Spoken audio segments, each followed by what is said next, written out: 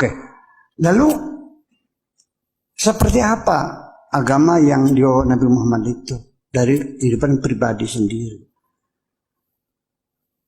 Ketika umur 25 tahun sebagai tokoh pemersatu, dia dinikahkan dengan seorang perempuan janda yang usianya seumur ibu.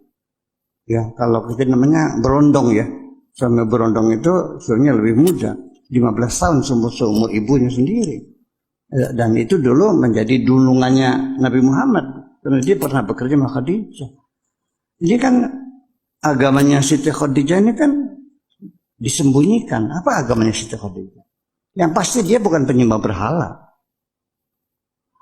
Yang pasti dia bukan Yahudi. Agamanya apa? Tetapi kalau kita lihat dari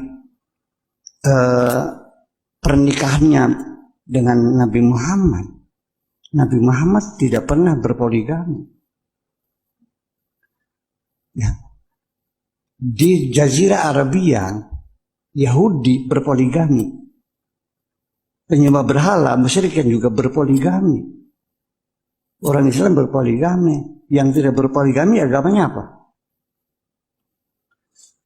Nah, nanti Bapak yang menjawab sendiri. Tetapi yang jadi pertanyaan bagi saya, yaitu ketika Nabi Muhammad Shallallahu Alaihi Wasallam menerima wahyu, dikonsultasikan dengan seorang ahli spiritual. Siapa namanya? Waraqah bin Nawfal, seorang pendeta. Nabi Muhammad, Nabi kita, mengkonsultasikan wahyu itu dengan seorang pendeta. Jadi Khadijah ini siapa sebetulnya? Ini jadi masalah. Ini sebetulnya ada yang disembunyikan. Ada yang disembunyikan. Ya. Jadi silakan kesimpulkan saja agamanya apa. Tidak mau dimadu dan mengkonsultasikan wahyu itu dengan seorang pendeta. Jadi agamanya apa? Kemudian juga ketika sahabat-sahabat Nabi Muhammad itu ditindas, diintimidasi oleh orang-orang Quraisy di situ, terpaksa harus diungsikan, dihijrahkan, diamankan. Kemana? Ke Habasyah, kepada orang-orang Nasrani. Kemudian apa yang terjadi? Mereka dihormati di situ. Ada apa sesungguhnya ini?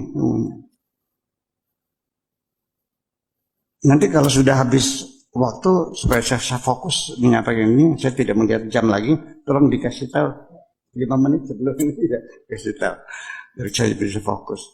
Nah kemudian lagi kita lihat bahwa ketika Nabi Muhammad itu bisa menaklukkan kota Makkah, idza jaa nasrullahi wal fath wa ra'aita an-nasa yadkhuluna fi dinillahi afwaja fasabbih bihamdi rabbika wastaghfirhu innahu kana tawwaba. Begitu dikuasai berhala-berhala yang ada 480 berhala itu ditumbangkan semuanya, lalu mereka masuk ke dalam Ka'bah. Di situ ada gambar Yesus.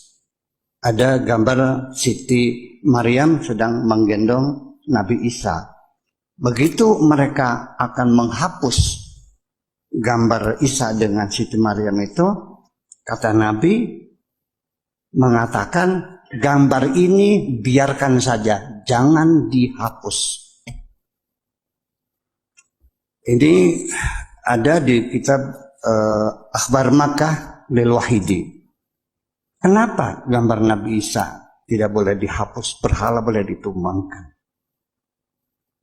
Ada apa? Ini menjadi harus kita jelaskan. Kenapa gambar Nabi Isa tidak boleh dihapus kalau berhala ditumbangkan? Jadi artinya betapa dekatnya hubungan Nabi dengan para Nasrani itu. Dan pada Yahudi juga nggak ada masalah. Yang perlu kita ketahui bahwa yang mengusir, menghalau orang-orang Yahudi dari kota Madinah bukan Kanjeng Nabi, tapi Sayyidina Umar. khalifah setelah Abu Bakar, dihabisin semuanya. Seperti Nazi kan sama saja, itu kan dihabisin Yahudi itu. Bangsa yang tidak pernah punya tanah air, terlunta-lunta, baru sekarang punya negara Israel, gitu. Nah itu semuanya. Jadi ini menjadi satu gambaran begitu semuanya. Kemudian dari situlah maka dugaan-dugaan orang Mekah, siapa Muhammad ini? Seorang anak yatim piatu yang hidupnya penuh penderitaan. Kemudian dia banyak berbicara masalah persatuan dan kesatuan dan sebagainya. Diduga oleh orang-orang Mekah pada zamannya itu bahwa Nabi itu diduga bukan membawa agama baru, tapi dia ingin mengembangkan sekte baru dalam agama Nasrani. Ini menjadi catatan. Jadi nggak ada namanya Nabi mengajarkan dendam kepada agama apapun, nggak ada. Dan kota Madinah sendiri dibangun itu sebagai kota Madinah kan dari kata tamadun, civilization. Ya, itu kan berdasarkan fakta, berdasarkan konsensus dengan semua agama yang ada. Seperti kita di Indonesia begini kan, konsensusnya kan Pancasila. Ya, untung negara kita bukan negara agama ya, tapi agama yang bertuhan. Kalau negara beragama itu sangat efektif sekali dan sangat menguntungkan sekali seorang diktator untuk melaksanakan kediktatorannya, karena semua keputusan agama yang tidak bisa dibantah. Ini persoalannya. Ya, kita sudah bersyukur kita negara beragama kok, Tuhan Yang Maha Esa.